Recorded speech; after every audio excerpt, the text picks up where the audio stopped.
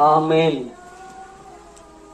ఈవేళ పునరుద్ధాన చీకటి వెలుగులు అనే పాఠం వివరించుకుందాము. దైవజనులు దేవదాసయ్య గారు చీకటికి శక్తి ఉంది అని రాశారు. చీకటికి ఏముందంట?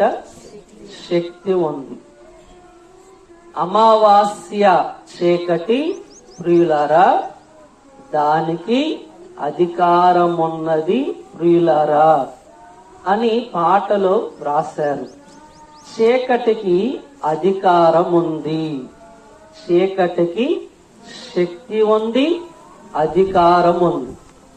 అధికారము శక్తి కలిగిన చీకటి శిష్యులను ప్రభువారికి దూరం చేసింది కనుక